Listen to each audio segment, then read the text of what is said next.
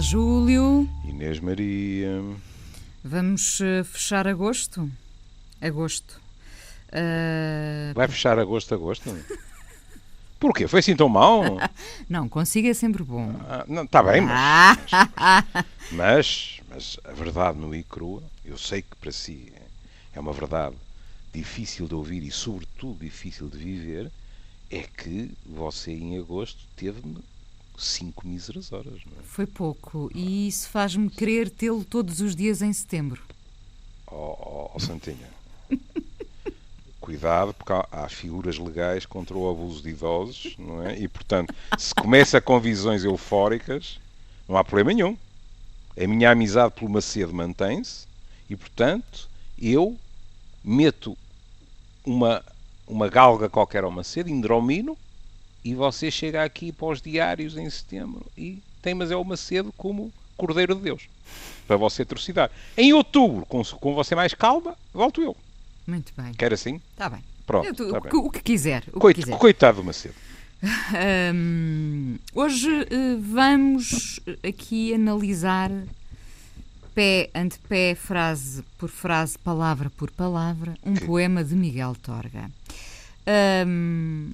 Devo dizer que descobri este poema e confesso já a minha ignorância, só o li parte e não estava, tinha aspas e portanto eu não sabia de quem era, apanhei isto num mural alheio. Uhum. Também há coisas boas nos murais alheios. Credo. Muitas. Há muitas coisas boas. E confesso que fiquei presa a esta parte. Enquanto não alcances, não descanses, de nenhum fruto queiras só metade. Achei isto tão bonito que fui procurar e percebi que é de Miguel Torga, chama-se Sísifo, e ia pedir ao Júlio para o ler. Sim, senhor. Pode ser? Este é dos pequeninos. Não é? O título é Sísifo, e lá iremos ao Sísifo. Pronto, também. Com os anos que o mito tem, ele pode esperar 30 segundos. Recomeça. Se puderes, sem angústia e sem pressa. E os passos que deres, nesse caminho duro do futuro, dá-os em liberdade. Enquanto não alcances, não descanses.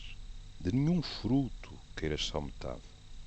E, nunca saciado, vai colhendo ilusões sucessivas no pomar. Sempre a sonhar e vendo o logro da aventura. És homem, não te esqueças.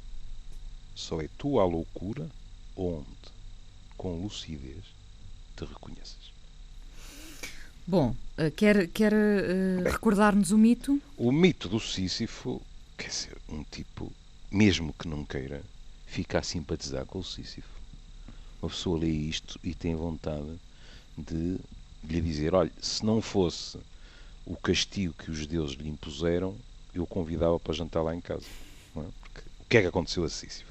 Não quer dizer que Sísifo não tivesse, enfim, na visão deles, ofendido os deuses. Mas o castigo não é brincadeira nenhuma. Porque Sísifo foi condenada por toda a eternidade rolar uma grande pedra de mármore com as mãos até ao cume de uma montanha.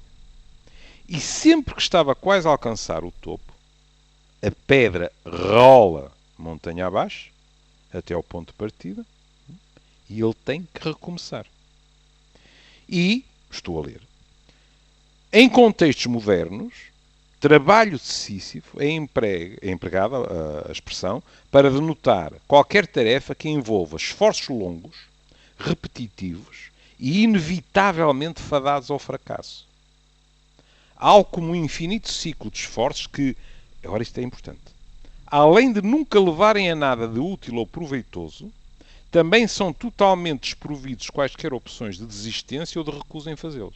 Ou seja, não levam a lado nenhum. Não levam a lado nenhum, mas nós não podemos sair do jogo, não é? Nós podemos dizer assim, credo, já tentei 20 vezes, seja o que for, não brinco mais. Venha para cá o outro. Não. Isto é a noção de que agora e para todo o sempre. É evidente que o para todo o sempre, à nossa escala, não se mede com o registro da eternidade. Mas é importante esta noção, porquê? Porque a pessoa tem a certeza que aquilo nunca mais vai acabar, que nunca consegue terminar aquele martírio, digamos, e que está sempre a recomeçar. Uma missão nem possível nem impossível, ingrata, inconsequente, não é?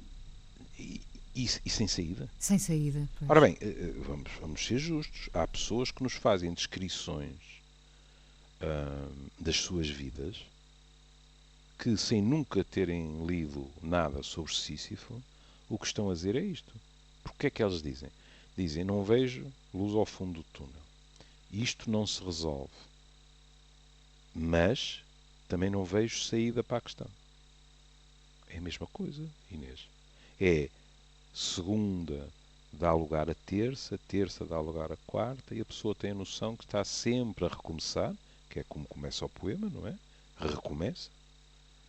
Mas que nunca vai chegar ao topo da montanha no fim desse dia, dessa semana, desse mês ou desse ano.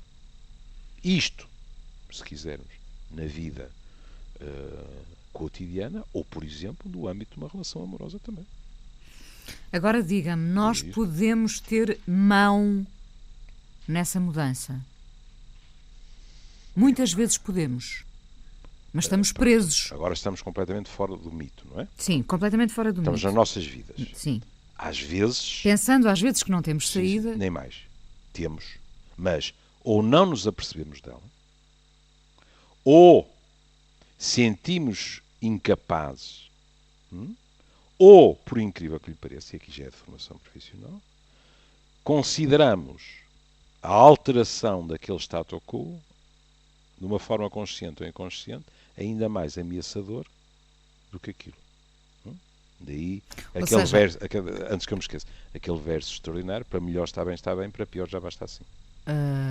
O medo do risco pode ser pior do que o marasmo diário? Pode, perfeitamente. Pode. Repare que eu disse-lhe de uma forma consciente ou inconsciente. Porque algumas dessas pessoas, eu até me arrisco com a minha profissão a dizer, a maioria dessas pessoas, se a Inês lhes disser isto, dizem-lhe imediatamente: oh Inês, por amor de Deus, tivesse eu a porta entreaberta para resolver esta minha vida. Isto é um inferno. Portanto, o que eu estou a dizer é que muitas vezes, a nível inconsciente, há uma sensação de que modificar aquilo é um pulo no desconhecido que nós não estamos disponíveis a dar. E pode até haver algum conforto nessa vivência? Nessa vida? Pois pode. Pode, não pode? Pode. É isso que a minha máfia, muitas vezes, apelida de benefícios secundários dos sintomas, por exemplo. Suponhamos que a Inês está perante um casal. E está perante um casal disfuncional. E uma destas pessoas decidiu que se vai separar. Curiosamente, há uma coincidência. Quando, eu não estou a dizer que isto é no mesmo minuto, a vida é mais complicada do que isso. Curiosamente, há uma coincidência que na altura em que essa pessoa diz: não, isto não leva a nada, vou-me separar, suponhamos que esta pessoa começa a fazer crise de pânico. Ou deprime. Perante a ideia de mudança, de corte, Mas é que a pessoa não estabelece essa relação. Acontece. Há pessoas que, no fundo, dizem assim: mas eu não estou em condições de me separar. Eu não aguento sozinho ou sozinha. Percebe? Está a ver aqui a vantagem secundária do sintoma. Aquela pessoa sofre horrores com as crises de morte iminente, por hipótese. Aquela pessoa está deprimida e está feita num 8, mas ao mesmo tempo aquela pessoa não deixa a outra, o que é muito ameaçador para ela, mesmo que ela não se aperceba disso. Percebe? Se quiser, num outro contexto, que é uma situação também clássica, no contexto do crescimento, sei lá, nós acabamos, já lhe falei disso, não é? São casos que aparecem com alguma frequência. Nós decidimos, acabei o liceu, adeus ao pátria amada, vou estudar para o estrangeiro. E, curiosamente, nessa altura, aparece algum tipo de sintoma que não permite a saída para o estrangeiro. O que é que acontece aí? É evidente que há o desgosto de não ir, mas houve um benefício secundário, que é, por exemplo, não abandonar a segurança do lar parental.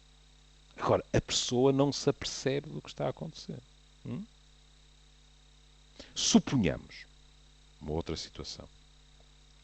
Porquê é que será que tantos colegas meus, se calhar mais no passado, mas em psicanálise, diziam, na medida do possível, enquanto estiver em processo de psicanálise, não tome grandes decisões na sua vida. Isso tinha a ver com o facto de se procurar, através da análise, a pessoa amadurecer e depois tomar determinadas decisões de uma outra forma. Não em fuga para a frente. Deixá-las assentar. Não, nem mais. Não de fugachada, etc. Agora, repare nisto.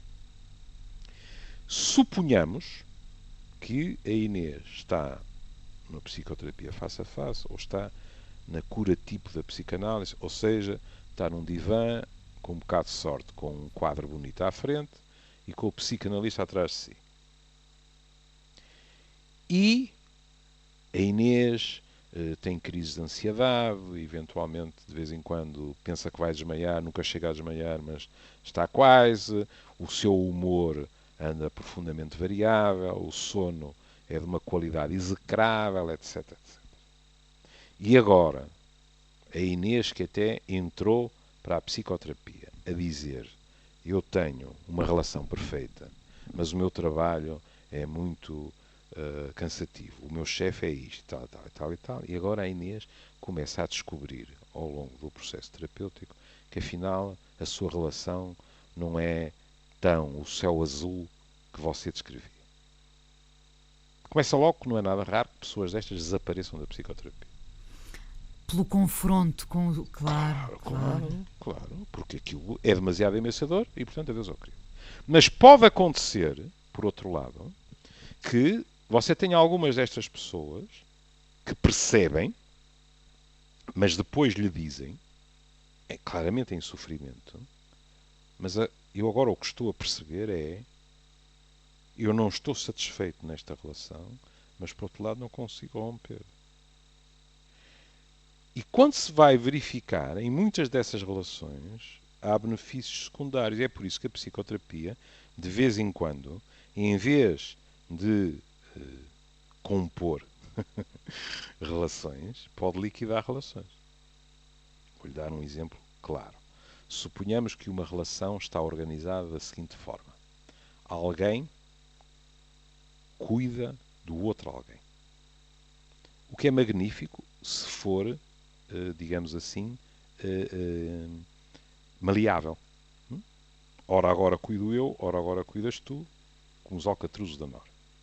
Mas suponha que está perante um casal que tem papéis dentro desse casal perfeitamente rígidos. Uma das pessoas é considerada mais madura que a outra e, portanto, toma as decisões, cuida da outra, às vezes até com esforço físico e mental, mas com o poder de ser, na realidade, a pessoa, os anglo-saxónicos dizem, the one who calls the shots, não é? Portanto, a pessoa que tem a última palavra e tal.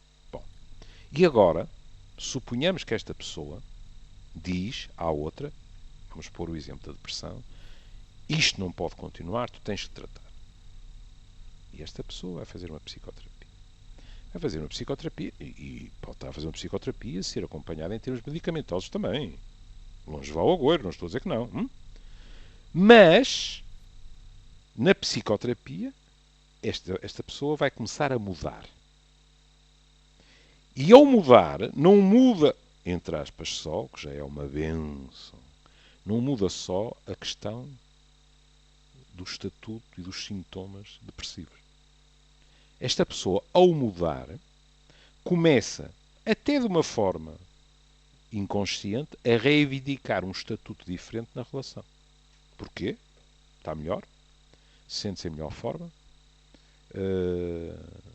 a caixa dos pirulitos funciona a uma velocidade que ela já não se lembra, e eu garanto-lhe... Mas já não me lembrava dessa expressão. Garanto-lhe isso por experiência própria, não é? Uma pessoa está deprimida e com muita frequência está lentificada, o que é exasperante. Não é? Portanto, esta pessoa, de repente, é uma pessoa, sob certos aspectos, ou nova, ou que voltou a ser o que era antes de ter ido abaixo. Bom, e agora, o primeiro movimento da outra é de satisfação. Não é?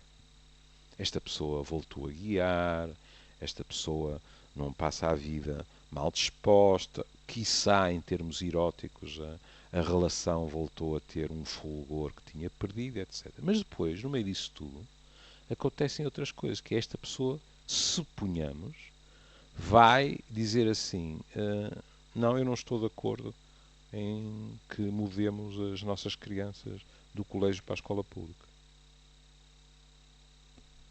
Ou esta pessoa diz, epá, todos os anos para o Algarve, não. Eu acho que devíamos ir para outro sítio. Ora bem, isto apanha completamente de surpresa o parceiro ou a parceira. Que de repente percebe que não houve só modificações como ele ou ela gostaria que houvesse. De repente, esta pessoa passa, sem ter dito nada quanto a isso, depois às vezes pode dizer, a exigir um estatuto que não tinha na relação, um estatuto igualitário. E várias coisas podem acontecer, sabe? Uma das coisas que pode acontecer, e é magnífico, e melhor para eles, esses casos nunca me aparecem, é o outro adaptar-se perfeitamente e velejam pôr-te fora na maior. Mas pode não ser sempre assim. Claro. Pode acontecer o quê? Pode acontecer a outra pessoa não achar piada nenhuma. E isso trazer-lhe um desconforto, às vezes, ao encontro de um outro desconforto que já lá estava. E isso ser pretexto para zarpar, por exemplo. Por exemplo, não é? Ou pode envenenar a relação. Olhe, uma situação em que muitas vezes é preciso cuidado é uma situação de recuperação do alcoolismo. Ou das drogas, em geral. Pronto. Aproveitemos para eu dizer, pela enésima vez, que a droga mais perigosa deste país continua a ser o álcool. Como compreende, quem vive com o alcoólico ou com a alcoólica, muitas vezes sente-se profundamente só naquela família. A nível afetivo, mas também a nível das decisões. A nível de educar a ganapada, etc. Agora alguém recuperou. E ainda bem. Mas porque recuperou, passa a ter opiniões. Passa a ser capaz de fazer isto ou fazer aquilo e tal. E a outra pessoa, de vez em quando, pode ter esta sensação, mas espera aí. Mas ele ou ela, onde é que esteve nos últimos 10 anos? E agora vem contestar aquilo que eu acho que é melhor para a família. Por exemplo, para os ganapos. Com que direito?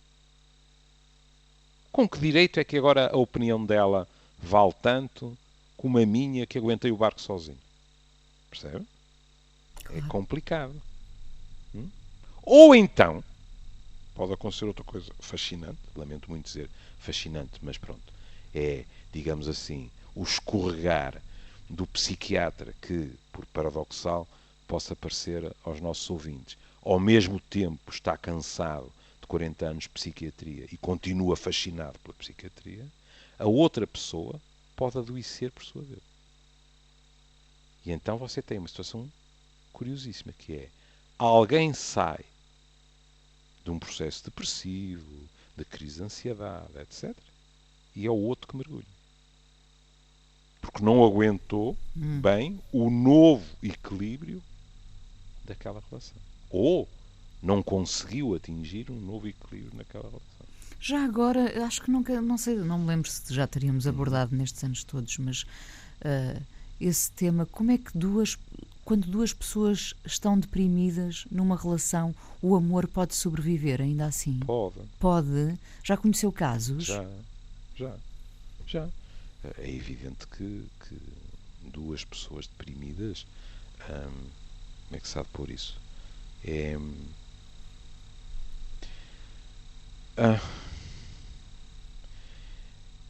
é confrangedor porque é sentirmos que duas pessoas estão a funcionar abaixo das suas possibilidades e que, por causa disso, a relação também está abaixo das suas possibilidades. Agora, a maneira... Nós também não deprimimos todos do mesmo modo, Inês. Como, aliás, não deprimimos sempre do mesmo modo ao longo da vida. As depressões nas crianças têm muito pouco a ver, na sua sintomatologia, com as depressões nos adultos, por exemplo. Agora, há pessoas que, estando ambas deprimidas, isso pode, embora não seja aquilo que ambicionaríamos, pode, de uma certa maneira, desenvolver quase uma espécie de solidariedade. Porque eles sabem exatamente como é que o outro se sente e quanto aquilo pesa, não é? Mas, por outro lado, é uma sensação de grande impotência a dois. Pois. É complicado. É muito complicado. Mas haverá um que vai buscar sempre mais força? Querida, nunca podemos dizer eles estão tão assim um como o outro, não é? Seja na depressão, seja na ansiedade, seja no amor, seja o que for, quer dizer, isso não existe. Nós somos diferentes, portanto não podemos estar sempre num patamar igual. E alguém deprimido também se apaixona? Olha, magnífica pergunta. Que eu preferia que você não tivesse feito. Temos tempo. Pois, esqueça o resto. Porque vou dizer, você está-me a dizer para esquecer o Miguel Sim, Torga? Sim. Sou lapidado não, aí numa rua qualquer. Agora interessou-me este pronto, assunto. Tá bem. Vai ver o que lhe vão fazer os amantes do Torga. É assim. É muito belo quando uma pessoa que está deprimida se apaixona. E é muito belo porquê? Porque já o velho Freud dizia melhor do que o divã, o amor. É claro que ele dizia isso, mas depois alertava para os riscos. Porque verdadeiramente você melhora, mas melhora a partir de... Eu realmente sou um poeta. Eu nem sei para que é que leio Torga. Você melhora a partir de fora. Você só está a melhorar porque está apaixonada por aquele homem ou por aquela mulher. E não é um fármaco tão válido como os outros? Mais válido? Em princípio, não. Não. Em termos de prazo de validade. Porque as coisas, em princípio, não ficam sempre naquele registro quase eufórico, se não mesmo eufórico. E depois, se isso muda, já nem estou a falar da hipótese do outro dar de frosques. Mas porque você, no fundo, está a alimentar a melhoria, não a partir de si, mas a partir do outro, você fica dependente do que está a acontecer na relação com o outro. Outra situação é se, por exemplo, essa paixão o que traduz não é um verdadeiro sentimento, mas é uma fuga à depressão. E aí o que está a acontecer é que, porque você pressente que está a deslizar para uma depressão, você agarra-se como um náufrago a quem está à superfície, leia-se a paixões, porque grande parte das vezes nem sequer é só uma, não é? E portanto você vai se mantendo à tona à custa das paixões. Em geral, isto dura mais ou menos tempo, mas a pessoa acaba por se afundar. Se não se afunda, melhor. Sabe que eu sou muito pragmático nessas coisas, não é? Mas fugir à depressão, e há pessoas que o conseguem uma vida inteira, mas quer queiramos, quer não, isto é um mecanismo de defesa. Que engraçado. Há pessoas que conseguem... A vida inteira. Mas está lá essa predisposição? Está. São pessoas que, se, por exemplo, diminuíssem o seu ritmo de vida, não estou a falar só da questão das paixões, não é? Se, no fundo, afrouxassem os mecanismos de defesa contra a depressão que funcionam e que foram descobertos ou por acaso ou gentil e ferozmente lapidados ao longo da vida, etc., se pararem para pensar, provavelmente deprimem e, portanto, não arriscam. Curioso, nunca tinha pensado nisso. Passar a vida a enganar a depressão. Para passar a vida a enganar a depressão. O que lhe garanto é que são muito menos os que conseguem do que aqueles que tentam. Isto, por exemplo, pode atrasar, de certa forma, o explodir da depressão. Estou perfeitamente à vontade para lhe dizer, porque quando eu fui procurar ajuda, rigorosamente falando, a posteriori, mas lá está, não é? Depois do jogo, os prognósticos são fáceis, não é? Rigorosamente pensando a posteriori, nem é preciso dizer agora, quer dizer, há 20 e tal anos que eu pensei assim, mas eu devia ter pedido ajuda 3 anos antes. E consegui identificar alguns dos mecanismos de defesa que tinha utilizado para fugir ao espectro da depressão. Que, obviamente, naquela altura, eu não sabia que era o espectro da depressão, etc. Porque se consegue sinalizar, identificar o início e, portanto, também os mecanismos. Agora sim. Agora eu consigo perceber determinados comportamentos que eu tive a nível da minha vida pessoal e a nível da vida pessoal cobre tudo, mas a nível da minha vida afetiva, a nível da minha vida profissional, etc., que hoje sei eram fugas para a frente, porque dentro de mim, larvar, já estava a depressão. E é evidente que durante algum tempo esses mecanismos funcionaram. Agora, a Inês pode dizer, terá toda a razão, mas então se você me está a falar em 3 ou 4 anos, você é um completo incompetente, porque acabou de me dizer que há tipos que conseguem fazer isso a vida inteira. Minha querida, naquela altura, se me oferecessem um manual para eu fugir a vida inteira, eu tinha pedido um empréstimo ao Tota, como se costumava dizer, e pagava o que me pedissem, porque ninguém gosta de deprimir. Ninguém gosta. Pronto, é tão simples como isso. Não, eu agora estava a pensar, quando diz ninguém gosta, ou haverá alguns que vivem bem? Aí vamos outra vez para a questão dos benefícios secundários. Não é? Uma depressão profunda, para lhe falar com toda a franqueza, eu acho que nunca vi ninguém entusiasmado com aquilo. Agora, determinados níveis que podem, por exemplo, desresponsabilizar a pessoa em vários setores da sua vida, etc., a pessoa, o mais das vezes, não está consciente. E eu até tenho pejo em dizer que a pessoa gosta. Eu diria que a pessoa, de uma forma inconsciente, aprendeu a tirar os dividendos daquele estado e continua a tirar. Lembra-se que eu lhe contei a história que minha mãe me contava daquela peça de teatro do Vasco Santana, não é? Que tinha um acidente e que andava de cadeira de rodas. E era um tipo com um feitio execrável. Mas quando teve o acidente e andava de cadeira de rodas, toda a família tinha pena dele.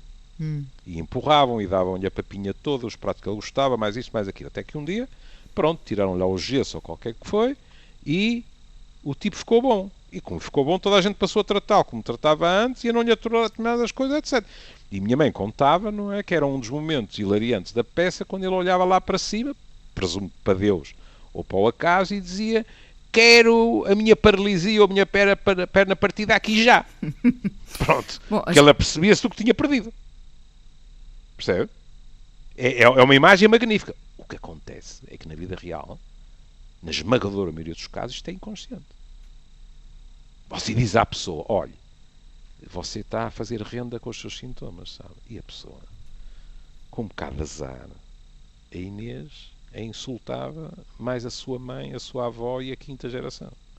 Porque a pessoa, no fundo, diz assim: então eu estou aqui a sofrer e esta psicoterapeuta de meia tigela está-me a dizer que eu retiro alguma vantagem disto.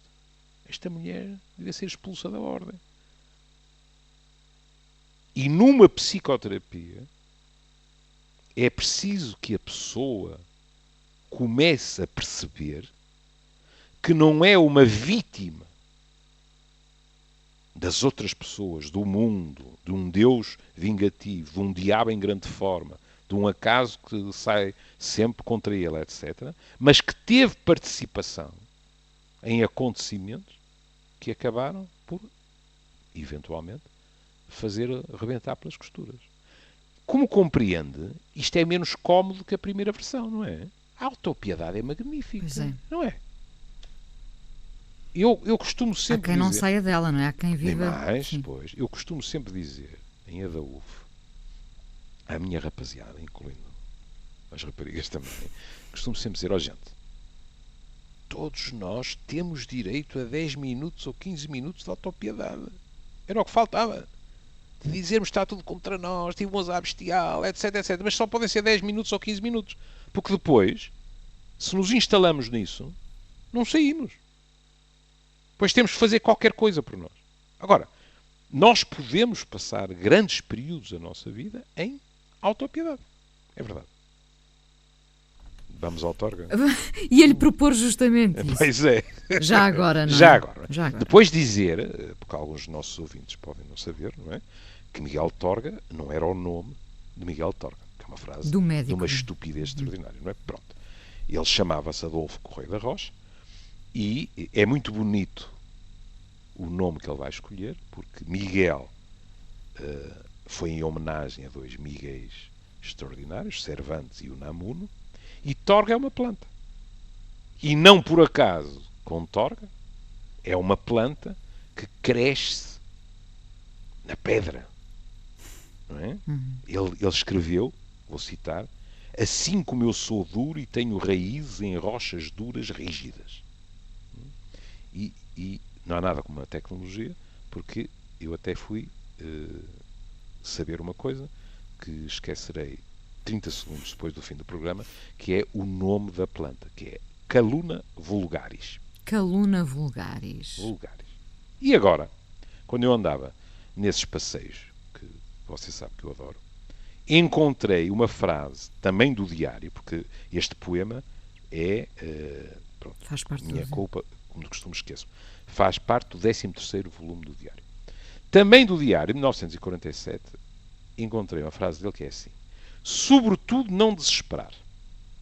Repare que o poema diz recomeçar. Portanto, veja como há coerência entre uma coisa e outra. Sobretudo não desesperar. Não cair no ódio nem na renúncia. Ser homem no meio de carneiros.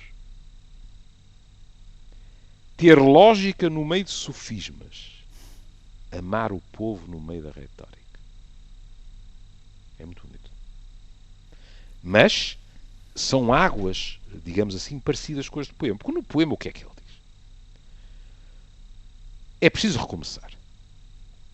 Aliás, atendendo ao título do poema, até nos podemos perguntar se ele diz recomeça porque acha que faz parte da nossa obrigação para connosco recomeçarmos, ou se ele está num registro depressivo de que remédio temos nós se não recomeçar. O fim do poema parece-me a mim indicar a primeira hipótese. Não é? Ele diz, recomeça. Este recomeça tem reticências. Tem reticências, pronto. Se puderes, sem angústia e sem pressa. Pronto. Leva o teu tempo. Exato. E se for sem angústia, todos nós assinamos por baixo. Claro. Não é nada garantido que possa ser. Não é? E os passos que deres.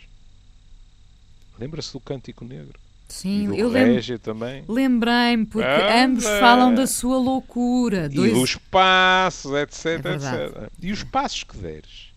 Nesse caminho duro do futuro, dá-os em liberdade. Lá está, mais uma vez, a noção. Lembre-se do Cântico Negro também, que os outros estão com os olhos doces, não era? Era. Os braços abertos, tal e tal. Ou seja, ele está a dizer, atenção, isto vai ser duro, o caminho para o futuro, e dá-os em liberdade. Mesmo que estejas no meio dos outros pensando pela tua cabeça. Pronto. E agora, aquilo que lhe chamou a atenção assim, que é muito belo. Enquanto não alcances, não descanses. E aqui, de vez em quando, nós fazemos batota. Porque às vezes nós temos determinados objetivos e porque estamos cansados. E sossegamos. Sossegamos num apiadeiro E desviamos-nos. Exatamente. É assim um bocado como no meu tempo, não é? Nós irmos no foguete de Porto para Lisboa, mas o segundo serviço de restaurante serem alfarelos e nós dizermos Lisboa, ui, é tão longe, estou bem jantado, vou mas é ficar em alfarelos e fingir que isto é Lisboa. Pronto, É isso que ele diz, não façamos. E diz de uma forma da qual não há retorno. Desde que a pessoa concorde com ele. De nenhum fruto queiras só metade. Ou seja, Alcança o todo, não é? alcança o todo. É claro, aqui para mim há uma associação livre um pouco perversa, que é pensar no pobre Adão que se tramou com uma trincadela. Nem sequer foi a maçã toda, não é? Pronto. Mas enfim. Mas deve ter dito amei. Amei. Exatamente. Pronto. Mas isto é, no fundo ele podia tirar a palavra fruto e meter, penso eu, sem problema nenhum, a palavra sonho. De nenhum sonho queiras só metade. Não fiques a meio dos teus sonhos. Tenta chegar ao fim deles. E depois, é muito curioso, porque ao dizer de nenhum fruto queiras só metade, uma pessoa tira a conclusão. Pronto. Portanto, se eu comer inteiro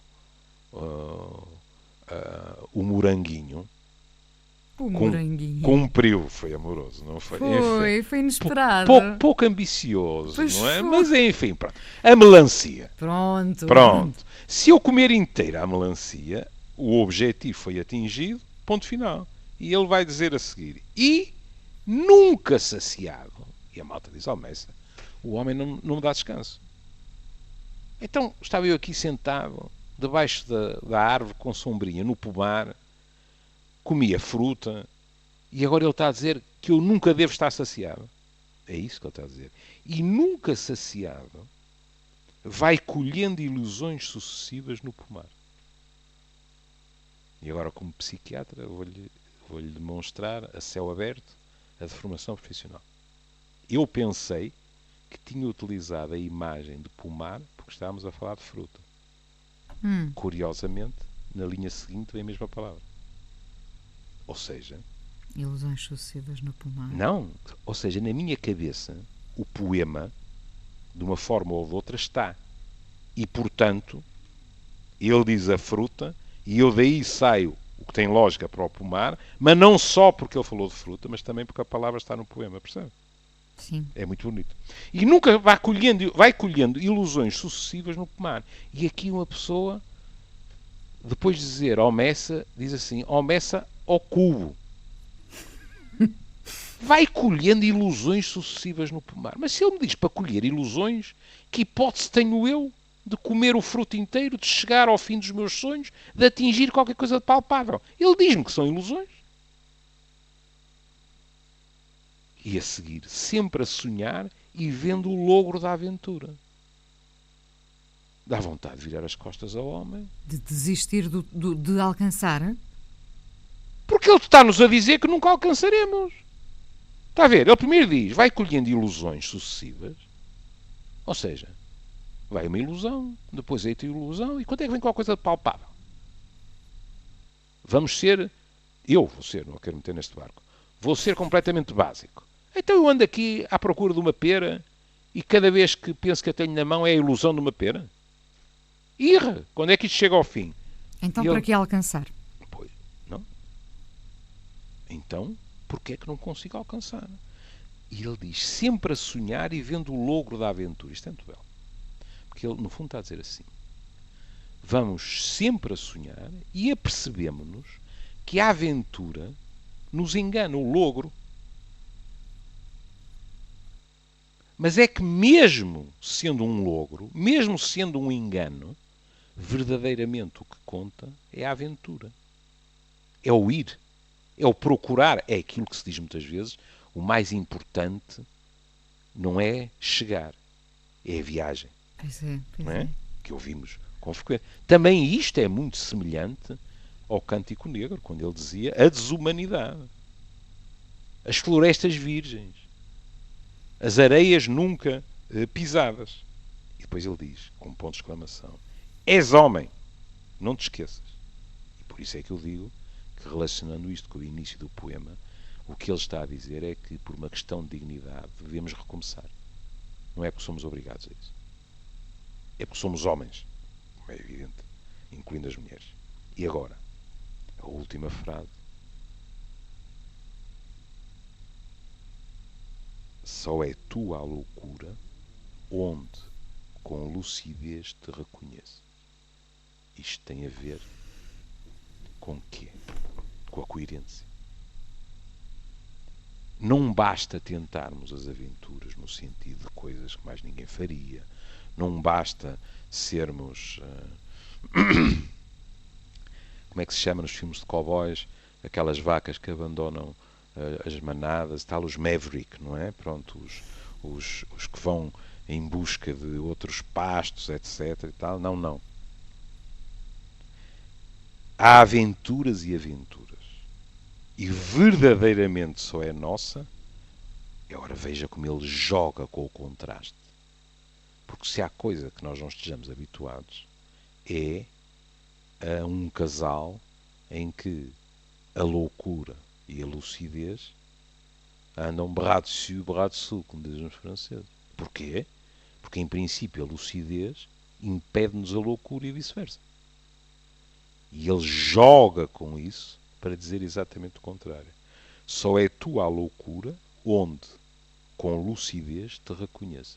Ou seja, só é verdadeiramente teu o comportamento, por mais anómalo, por mais espantoso que seja para os outros, por maiores críticas, ou maiores encómios, também pode ser, que desperte, mas só é verdadeiramente teu se for genuíno, se tu te reconheceres nele ou agi-lo, se o sentires como teu. Se o fazes, mas verdadeiramente não te sai das entranhas, então não tem valor. Estamos mesmo a terminar e já agora pergunto-lhe, não conhecendo a fundo o perfil tanto de Torga como de José Régio, mas percebendo que havia neles um certo ar barra comportamento tradicional, não é? Não diria conservador, mas então tradicional. Seriam homens que encontravam uma forma de saciarem uma certa loucura nas palavras? O que é que lhe parece? É difícil. É difícil, não é? Há, no entanto, questões curiosas. Em primeiro lugar, acho que há um cultivar feroz. É evidente, em termos de estilo, mais feroz em Torga, não é? Torga, às vezes, não era flor que se cheirasse, não é? E mesmo a escrita de Torga, não é por acaso que o adjetivo que tantas vezes lhe é associado é telúrico, da terra, não é? Exato. E a própria palavra Torga, não é? Portanto, uma pessoa tem a sensação que Régio... Há em Régio, pese embora a violência do Cântico Negro, mas que há em Régio, digamos assim, algo de mais matizado. Enquanto, perdoem-me a heresia, as palavras de Torga fazem lembrar um bocado algo que jorra de Deus Pai, mas do Deus Pai do Antigo Testamento, etc. Não é? Mas o que, perante a sua pergunta, me vem ao espírito é que há uma coisa curiosa, não é? Um foi professor e outro foi médico. O que, de uma certa maneira... Profissões da racionalidade? Profissões que exigem paixão e que têm muito a ver com o conhecimento do outro. Torga, do pouco que eu sei, Torga foi alguém que, de certa forma... mantinha muita gente à distância. Estou a dizer enquanto escritor, não enquanto médico. Quando se lê as poucas coisas que eu conheço em relação a Régio, parece haver em Régio um espírito muito mais tertuliano, digamos assim, em termos literários, mas não sei o suficiente para isso. Não é? Agora, há algo que não podemos esquecer, é que Torga cultivava com muita honra, e por alguma coisa escolheu o nome Miguel e, sobretudo, Torga. Torga cultivou sempre com muita honra as suas origens, não é? Vila Real, as pedras, granítico, tudo isso, digamos assim, não é? E, portanto, de certa forma, como é que eu lhe hei de explicar? Pese embora o paralelismo que estabelecemos, por amor de Deus, eu não sei nada de literatura, portanto, paralelismo, eu estou a dizer, nas imagens e até no significado que estabelecemos entre o Cântico Negro e esta poesia de Torga, não é? Eu acho que, em termos gerais, o estilo de Torga é um estilo mais duro, mais agreste, digamos assim, e aqui é a formação profissional do psiquiatra.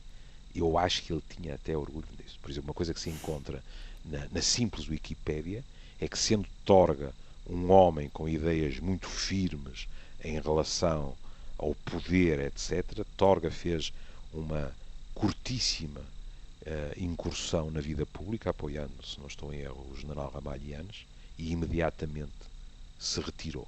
Não é? Porque são personalidades que, com muita dificuldade, lidam com tanta gente videirinha que há hoje em dia por este mundo, percebe? Com tantas complacências. Meu pai dizia uma vez, sem generalizar, mas dizia uma vez: Portugal é um país maravilhoso e, como qualquer outro país, também com os seus defeitos. E um dos defeitos que eu mais abomino em Portugal é que, mesmo em coisas que têm a ver com a nossa dignidade, nós temos tendência para resolver tudo com um bom jantar e tudo é atirado para trás das costas. Sim. E eu nunca esqueci isso. E é verdade. E aqui, penso eu, seria insultuoso tanto para Régio como para Torga pensar que eles eram homens desses. Júlio, Um beijinho. Outro grande homem, Carlos Paredes. Paredes. Hoje, Carlos Paredes, para terminar, o amor é... O tímido Carlos Paredes. Com o Verdes Anos. Um beijinho e cá estaremos em setembro. E até às vindimas. Até às vindimas. Até às vindimas.